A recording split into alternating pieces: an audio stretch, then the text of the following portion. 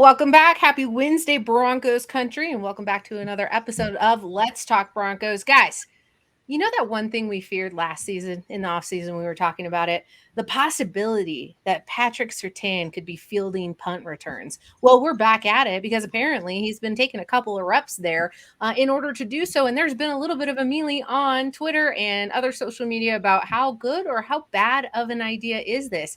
I got to hear straight from your guys' mouth. I'm kind of popping this on you last minute, but let's get straight into it. How do you feel about that possibility? Well, I mean, it's disgusting. If I'm being straight up honest, it's terrible. Somewhere in the world right now, D-Mac is throwing his own Nuggets parade for himself. So I'm not feeling good about it.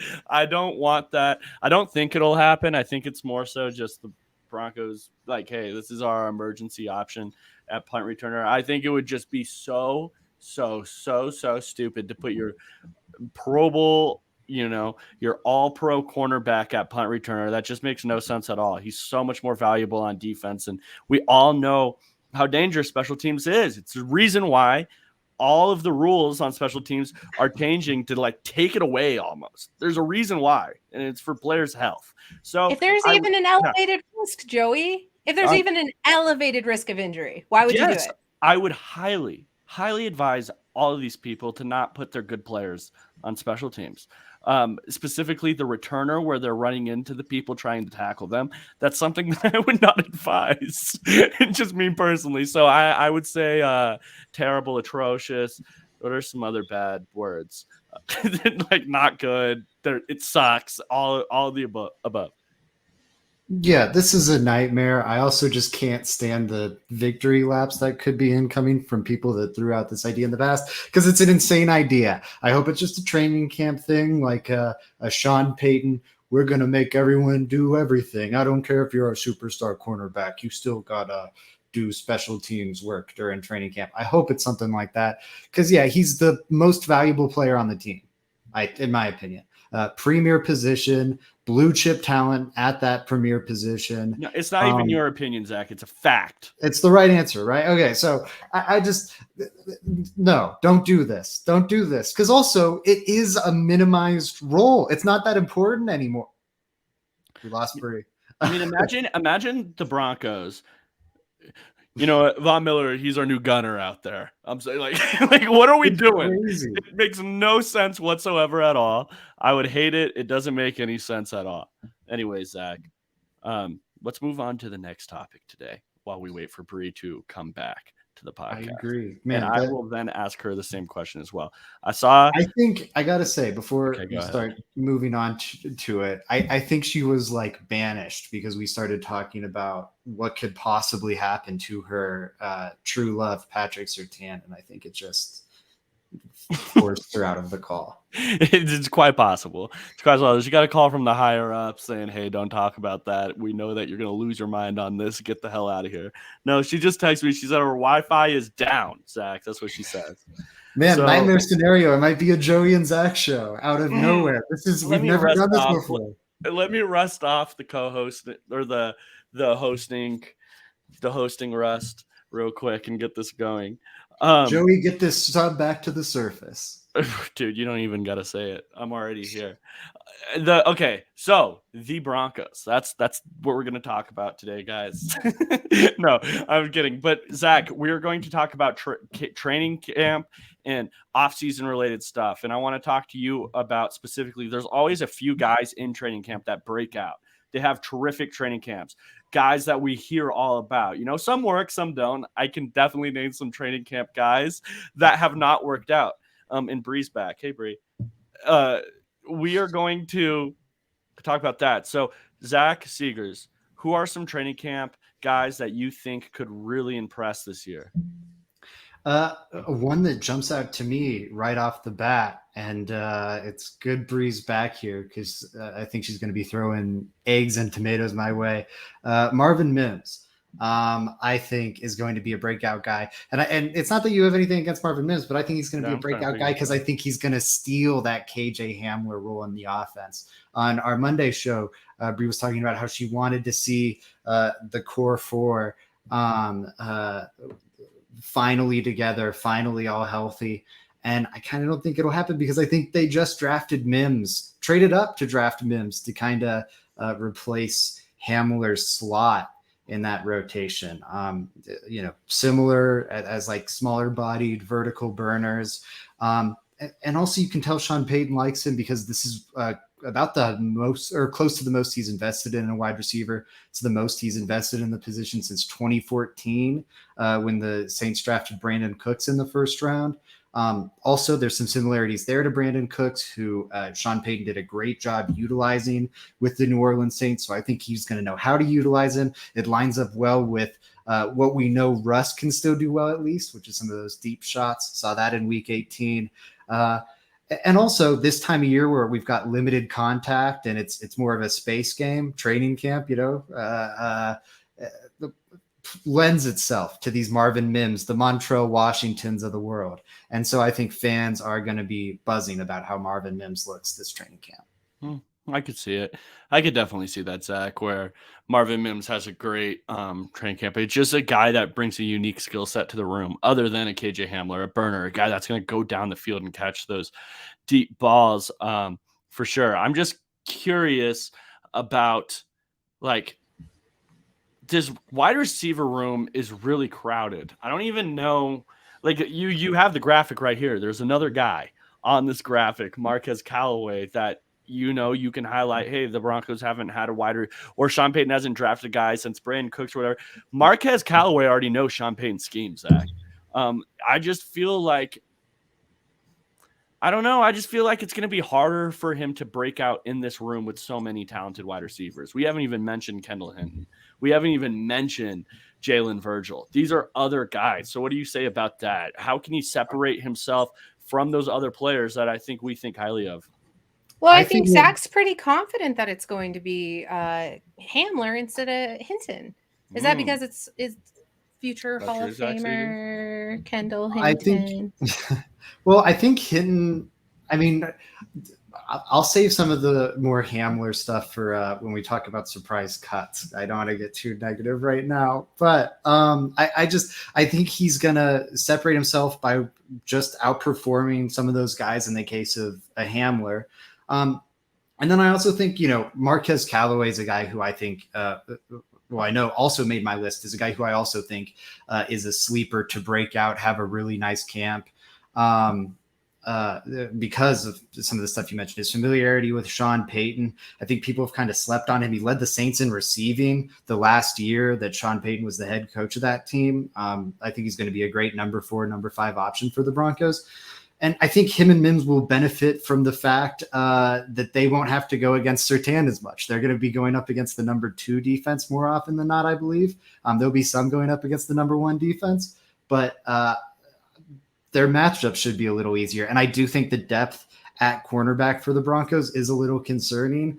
I think Marvin Mims is going to feast on the Faion Hickses of the world and maybe even the Riley Mosses of the world. Do you think that I'm curious if you think that transfers over to preseason, or is this strictly a big training camp fiasco?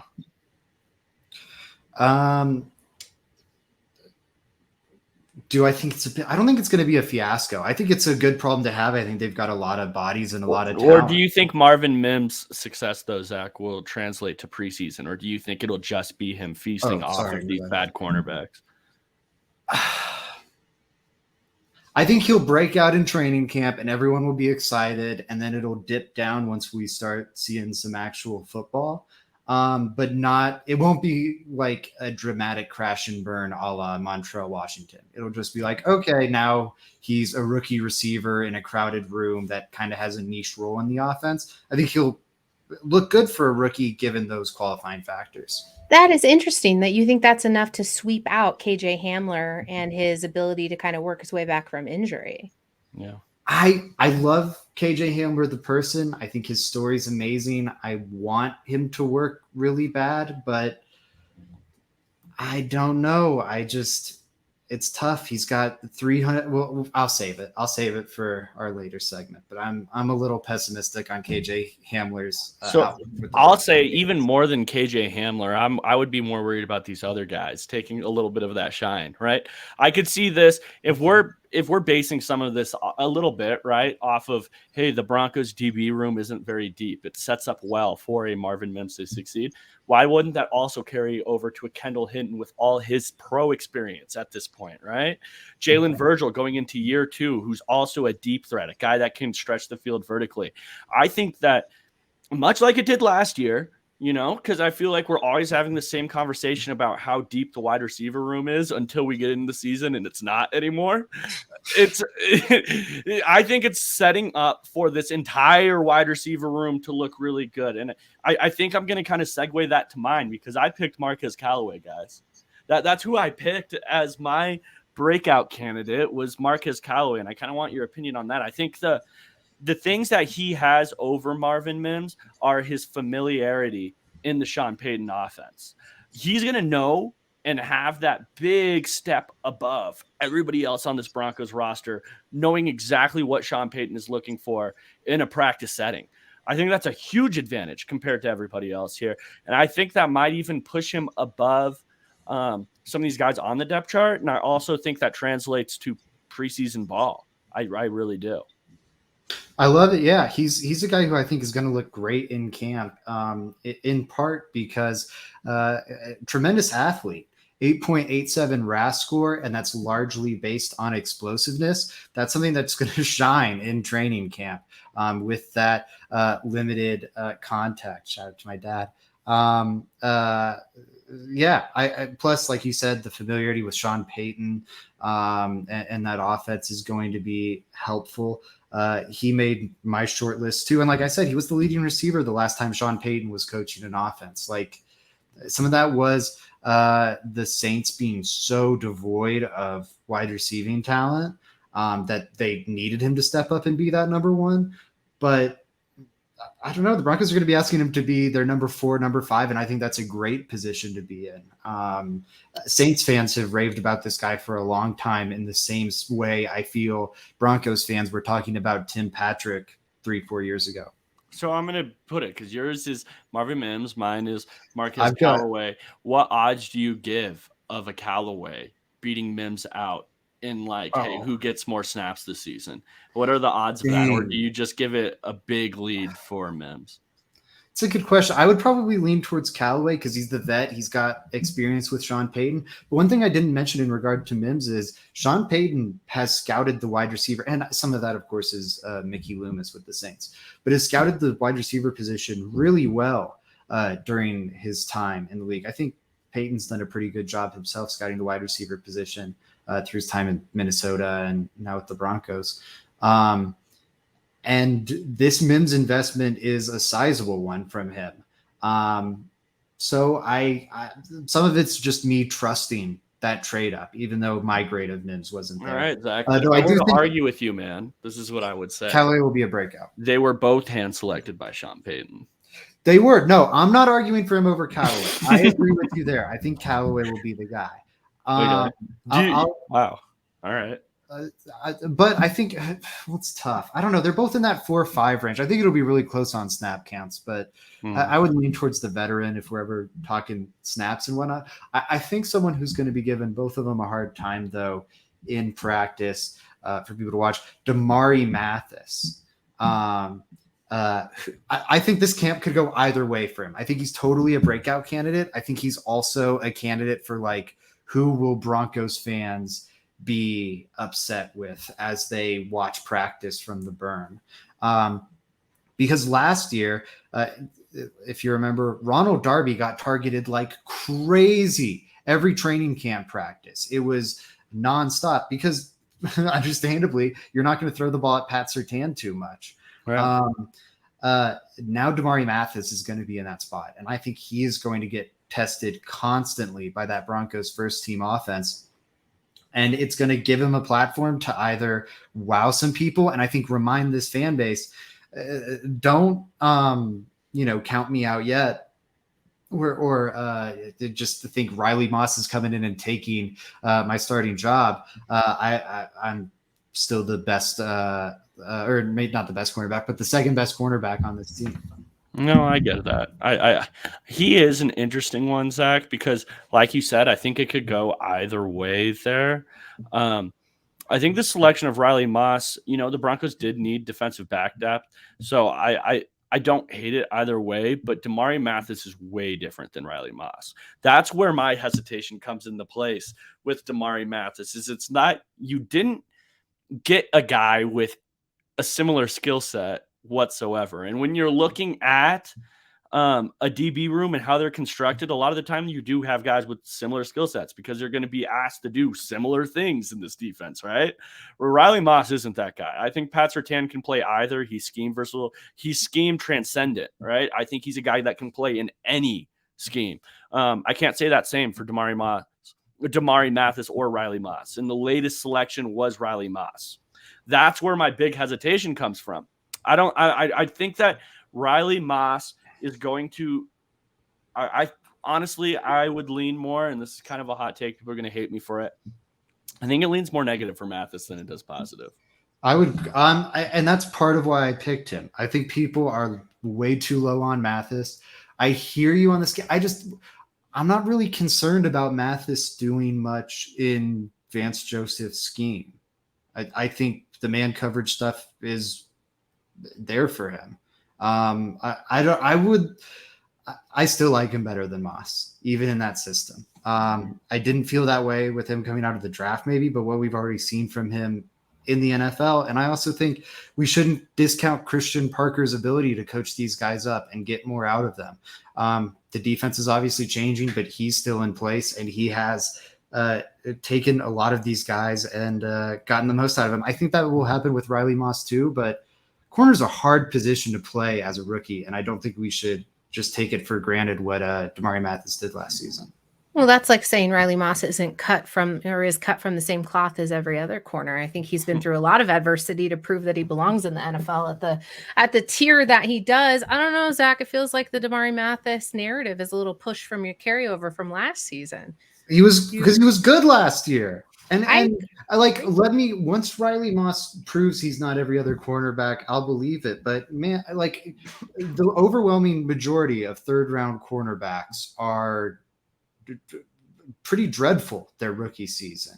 And those guys had to work and claw and fight and play hard and play at a high level to get to the NFL too. They were the top 0.1% of the 0.1% of the 0.1%. So, and they struggled early on too. I think Moss probably falls into that same bucket.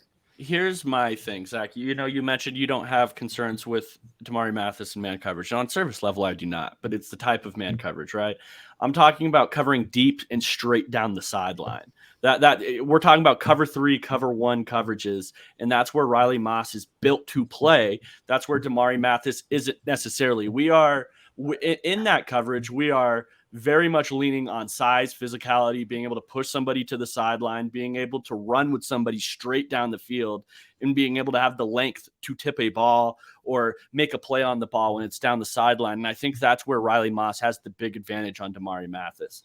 Now, if I were to just rate them on who's the better cornerback straight off the bat, I totally agree with you. I'm just wondering if Vance Joseph's calls lean more towards Riley Moss' strengths than they do Damari Mathis' strengths. I mean, that's fair. Riley Moss has an inch of height on him, or an inch and a half. In terms of arm length, I can't. Damari Mathis has longer arms, has better length there. In terms of weight, Damari Mathis is bigger and heavier. In terms of bench, I don't have his bench numbers. Do I have Damari Mathis? How tall is Damari Mathis? Do I have that screwed up? 5'11", and then Riley Moss is 6 and 5'8", 6 foot 0 inches and 5/8 of an inch. So he's got an inch and a half on him. But I feel like, yes, he is a little bigger, but Mathis has a little longer arms, is a more explosive athlete, in my opinion. Like, he did have some rough moments down the field against Mike Williams in that Chargers game, of course. I don't think it's ideal, it's been his issue. He attacks the receiver instead of the football sometimes. That's fair, but that's fair.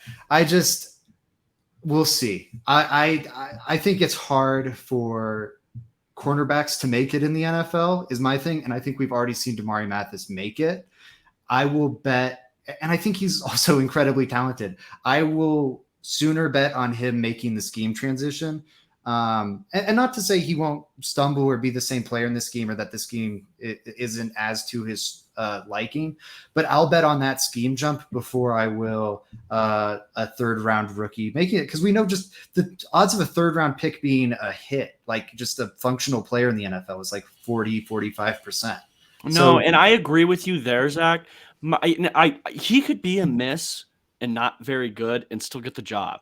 Like that's where it gets confusing in this, right? Like coaches, I don't think you so. can't mark out the human element of this all, where it's like, yes, I really like this cornerback and I'm playing him. But if you've got a third round rookie cornerback out there and he's getting torched, like that is a then it's off the field. issue. And but like day one, why could it's the human element of it all. I could still see it. Maybe. Well, we saw it. Like We'll I see. can't on one hand accept that Vic Fangio would do stuff like that. I can't on one hand accept that Vic Fangio would do stuff like that. And that seems to have been spread around like wildfire around Broncos country. And then completely rule out that Vance Joseph would never, ever do something like that. It's not that he never would. I think the situations are a little different. I do. I think Vic Fangio was like a little bit of a czar of the operation for a little bit, while Vance Joseph is in the same building with Sean Payton. And like I think you've said, is kind of on the hot seat this year, could be fired if things don't go well. But we'll track this throughout camp. I think it's going to be fun. I've got the Mathis side. You've got the Moss side. We'll see how it plays out. And like, I want to repeat that I do think Mathis is the better corner. Mathis Tater. But yeah, I do want to ask you also, before we change topics here, Zach, do you think that any of these centers, I'm highlighting Wattenberg and Cushenberry there, could be cut? Do you think that there could be, I'm not going to say yes or no, but do you think there's potential of one of those guys being cut off the roster after this training camp? Absolutely. I think now Wattenberg's maybe like a breakout guy. I wouldn't bet on it, but Toolsy is all get out. He's finally getting some decent coaching. Maybe he flashes something. It's going to be hard to pick up on that in training camp, but maybe you see something from him. But I think it's very likely one of those two gets cut. You do? You think it's likely that one of those two gets cut? I think so. In favor of what? I don't think you're carrying more than 3. Oh, okay. Yes. You're You're not carrying more than 3 centers. And I think Sean Payton might want to vet as one of his options, which I wouldn't consider. I know Cushenberry's been around for a few years, but I don't know if I'd quite consider him like an established vet yet. Not that Kyle Fuller, like he doesn't have a lot of great options. So I don't know if I should go as far as to say likely, but it wouldn't surprise me. I think like if Wattenberg beats out Cush, like if it's another rough go for Cush, it just doesn't look right in training camp and preseason. And Wattenberg, meanwhile, is kind of having that breakout I was talking about. I think there's a chance Cush gets traded or cut, because at a point it's just like, okay, it's not happening here for this guy. Mm-hmm. I mean, I could definitely see it as well. I think of options though. Yeah, they do have options. They do have options there. The one thing that I keep going back to is that we saw Wattenberg playing like multiple positions last year. And is this a guy you want to give up on immediately? I think, he was a late round draft pick, and Streif, he has no connections to a Wattenberg. So I wouldn't, feel any type of way if he was cut the bait. Hey, I don't really like this guy. He doesn't fit what I'm trying to do with my offensive line here. Or Sean Payton made that decision, whatever the case may be. It wouldn't shock me. I am holding out a little hope of I know offensive line, especially late round drafted offensive line, are going to take a little bit longer to develop than a first round guy. And Wattenberg was never supposed to be thrown in there year one. That was never something that was supposed to do. When we were doing our draft evaluation of him, I remember we were in Las Vegas when that pick happened, and we hopped on the podcast and we said, this will not be a guy that we see this year. Get what happens. Injuries happen. He gets to go and he doesn't look good. None of us expected this guy to look good. So I am not completely out on that. He comes into this training camp. He comes into preseason. He looks better than what he did the prior season. This is a high relative athletic score guy that you just take a shot on. Yeah, I will say the thing there, and you're right, high RAS score guy, but he was like, wow, look at this mammoth of a guy and how smoothly he moves. Really don't like how he gets bullied on the interior, but maybe he gets that, like you say, that off-season peanut butter in him. He bulks up some, gets some more physicality. And that made sense in like the Hackett scheme, which is zone blocking, a lot of pulling, lots of movement is valued on that line. Versus the Sean Payton. Sean Payton runs a diverse offense. Like, No, of you're course, right. he values that some, but it is more like when you look at what he's valued in his guards, it's more of like the Quinn Miners type, which is what I think Quinn Miners is going to be awesome in this offense. But I could see Luke Wattenberg struggling and maybe being on the outs. I would take back my likely comment though, because I don't know if you can trust one of the. There's just no good options. So I think there's a good chance that you like Wattenberg's interior versatility enough that he hangs around. No, I mean, you totally are right. Depth across an offensive line is so hard to find. You're going to have guys that should never be in a football game on your roster across that whole line, no matter how good your starters are. You're just going to have them as a team. There's just not a good, there's just not a lot of good offensive linemen to go around. There's not enough. So you're going to have guys like Wattenberg make a team. And hey, if he hasn't shown me enough, we're going to replace him with another guy that could possibly be that guy because we've given up over here. That's totally a possibility. Do you have anything else to add with Wattenberg? No, but I got a juicy cut candidate for you. I'll circle back to Hamler because I was being coy about diving into it earlier. But the more I think about it, I think he's going to get cut. Like we were talking about Callaway, we were talking about Mims. Like Mims is getting a roster spot with that draft investment. He's in. Callaway doesn't have a contract that cements him into the roster, but I think it's pretty dang likely he makes it. And then if you come down to this flex point of like Hinton or Hamler, I'm going to bet on Hinton just because Hinton's proven he can be like a good NFL player.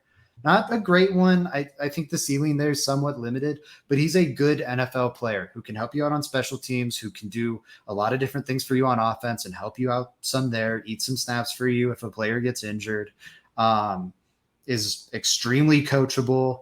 Not to say that Hamler isn't, but just a positive about Kendall Hinton. And Hamler just hasn't really proven to be much of an NFL player so far. He's still like a very exciting athlete, we think. I mean, who knows after all the injuries, but a very exciting athlete on paper, but we haven't really seen it in the NFL. He's appeared in 23 of 50 games since being drafted, but just 10 of the last 34. He's got 620 receiving yards. But over the last 2 seasons, he has, I think, like 100 yards one year and 200. He has 165 yards last year and 74 yards the year before. So 230 yards over the last 2 seasons. Like, for the sake of context, Javonte Williams had 74 yards, a third of that, just last year. Yeah, in 4 games as a running back. I mean, he definitely hasn't. Dysfunctional offense. He definitely hasn't proven a lot. I mean, we can both agree there, man. And it's not his fault either that he hasn't proven a lot. It's not even like the guy has had the opportunity to prove a lot. He's out of the lineup completely all the time. Now that also carries over to, can we trust this guy going forward? Right? It does. You have to look at injuries. It's an unfortunate part of the game. Football is one of the most, it is, I think, the most physical sport you could play, popular sport you could possibly play. And these injuries do stack up. It's just he's had so many now in his NFL career, you probably can't trust him. Now, I have a follow-up question to this, though, Zach. Can I add one quick note before? Also, so absolutely the injuries are a problem, but they've also hampered his development. Like we talked about, I think it's something Broncos country discussed so much during like the whole Drew Lock debate and arguments and all that stuff about like what players need, and then some with Jerry Jeudy too. But like the environment impacts how a player, and also just what happens early in their career impacts a player's development. All these injuries impact how much practice time Hamler has to develop his game, to build out a game that isn't predicated on his lower body athleticism, how insanely talented his legs are, which have now been hampered by injury after injury after injury. And not only is that limited how much time he's had to develop, but he hasn't gotten a consistent message of development. He's on his second positional coach now in 4 years. And he's also on his third offense. And the guys who were coaching him for previous offensive stops were Nathaniel Hackett and Pat Shurmur. Like, if we're ever going to say that coaching matters, it's fair to acknowledge it might damage this guy more than it might a Marvin Mims, who's coming in fresh to this situation, or even a Kendall Hinton, who I think proved he was immune to that past tumble. But sorry, ask your question. Yeah, my follow-up question is here. How many wide receivers do you think ultimately makes the roster? 6. There's always the possibility of 7, but I think 6 is more traditional. And Sean Payton strikes me as a traditionalist.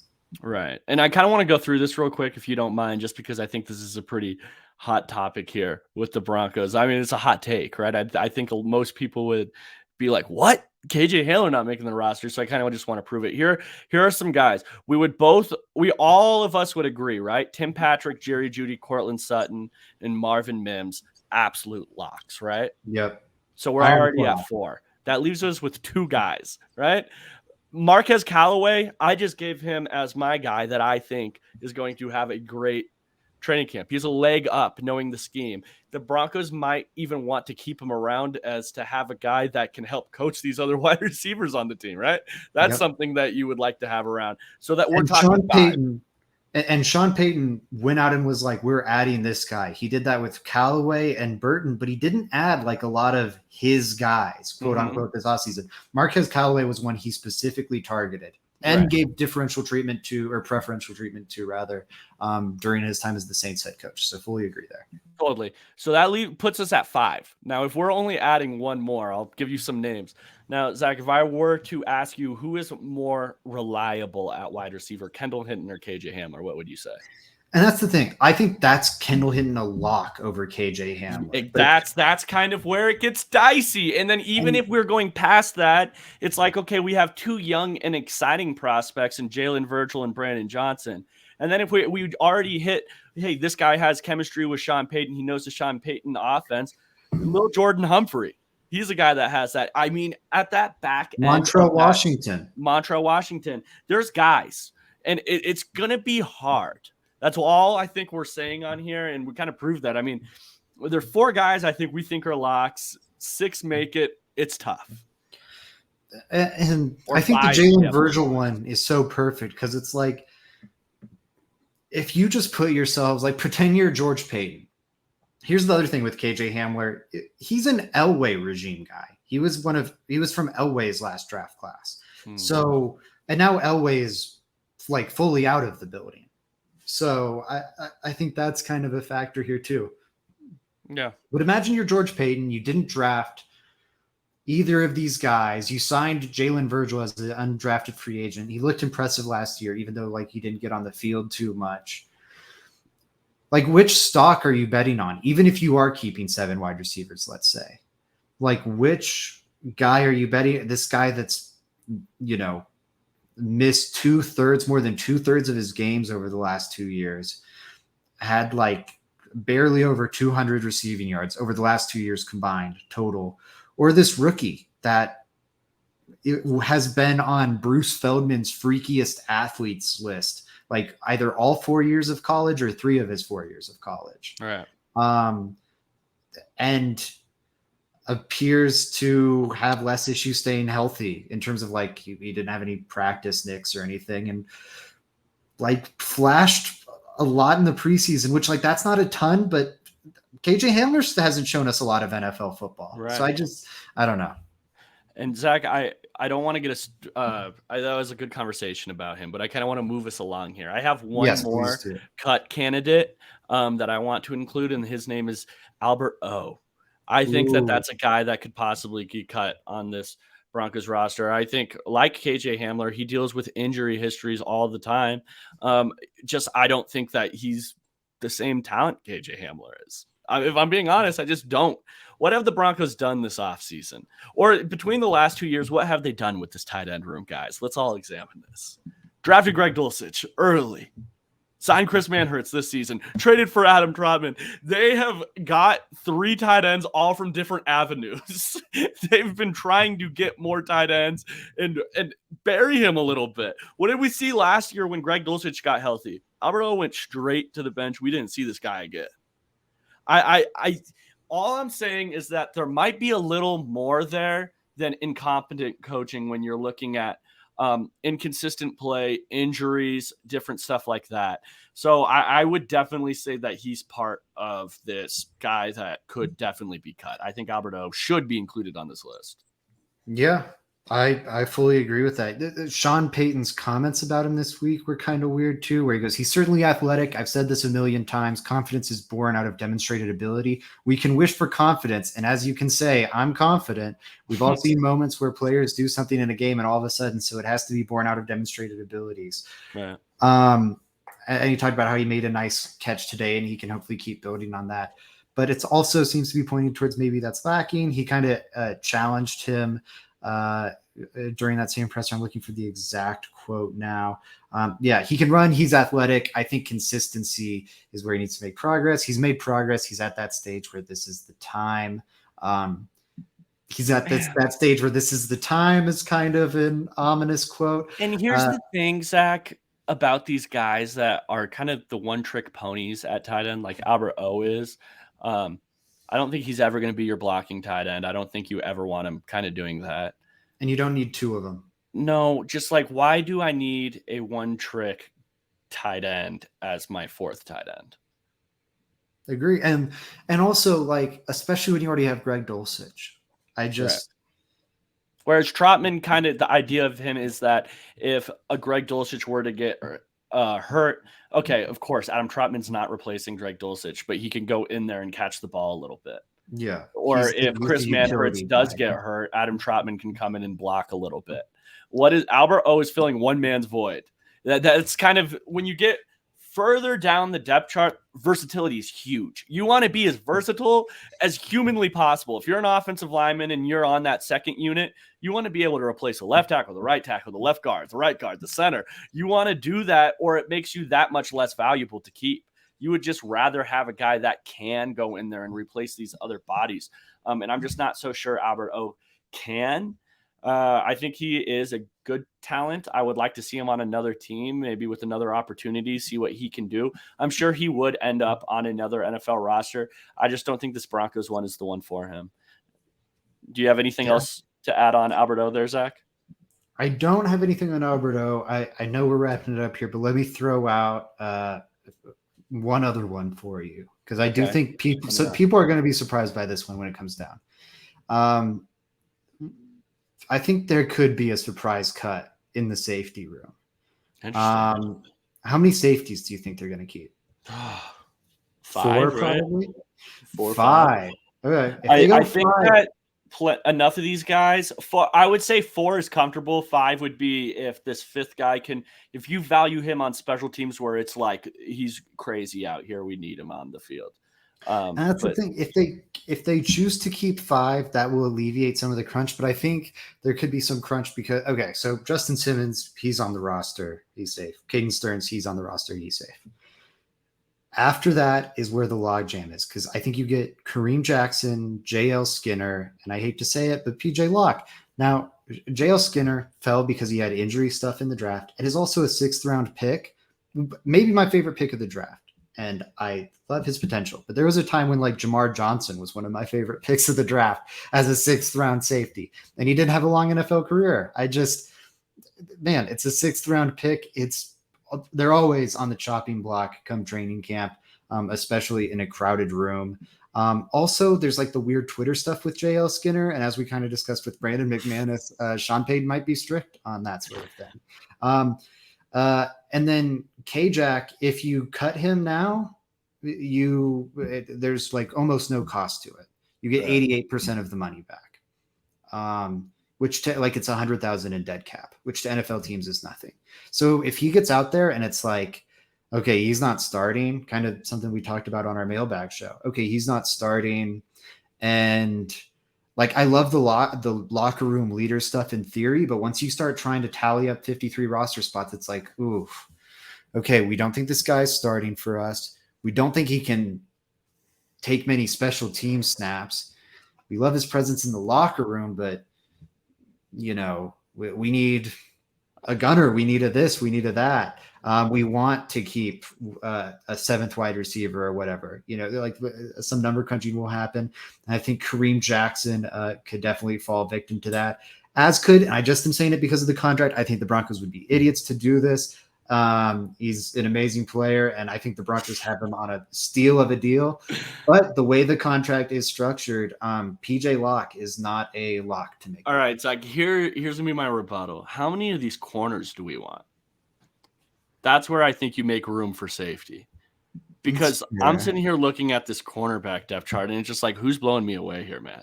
Well, wait, you need 6 probably? Yeah. It's Okay, like, so how many Mathis, guys do I Moss- really need? Mathis, Sertan, K1 gets you to 4. I almost picked Jaquan McMillian is one of my breakout guys. They absolutely loved him last year. And then Different he played scheme, really though, well in Vince that Joseph. final game. It is, yeah, that's fair. That's fair. But same DB coach with Christian Parker.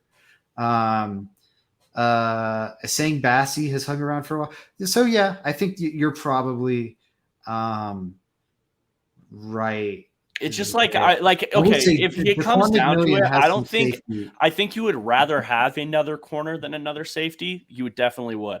I just don't think any of these guys' skill talent validates getting rid of any of these safeties. That's where it comes into where it's like we're probably that would be my rebuttal to it. Although I see your point, because if let's say the safety room was even to this corner room, right? Say that there was equal talent, you're keeping more corners than you are safeties. They're just offering more value to you. You play nickel all the time. You having 3 corners on the field compared to 2 safeties. So I think that if there were equal talent, you would go corner. I just don't think there is. Fair. I wouldn't sleep on Jaquan McMillian, who again, I think the staff likes, or at least the old staff liked. I think the new staff could like him too, and has some safety stuff in his background. I'm pretty sure, so could offer some positional versatility there. Well, all right, man. I think that's going to be it for today. I want everyone to please subscribe to the Let's Talk Broncos YouTube. We're not always on the Mile High Sports YouTube. We have other shows going on Let's Talk Broncos. So make sure you guys go to that, subscribe, leave a like on this video, all of that different type of stuff. If you guys want to support us even further, make sure to follow us. We're on all the social medias. We are Let's Talk Broncos. You can join us on our Discord, all of that. But Zach, where can they find your work, man? Yeah, just please check us out on YouTube and everything. Likes wherever you're watching this, likes, follows, subscribing, all that is so helpful. And then my other work is going to be Buff stuff. The season is starting to gear up. I'm excited about these Colorado Buffaloes. I think all 3 major teams that I'm going to be covering, that being the men's basketball team, the women's basketball team, and of course the Coach Prime led football team, I think all are in an amazing position to win games this year and be more competitive than the university has had in a long time. So go check that coverage out over at milehighsports.com. I just had one today on Barry Switzer, legendary Oklahoma head coach, hyping up Coach Prime and being like, man, who wouldn't want to play for this guy? What he's doing in Colorado is amazing. So go check that out. And yeah, that does it for me. And by the way, I feel like we should mention it just because Bree vanished partway through. She kept having internet troubles, and eventually we just threw the towel in on that. But she'll be back next show on Monday. Yes, sir. Yes, she will. If you guys are looking for me, you can just follow me at JR Drafts on Twitter. Like I said earlier, I have other stuff going up on the Let's Talk Broncos YouTube. That's where you guys can find me. But until next time, guys, go Broncos.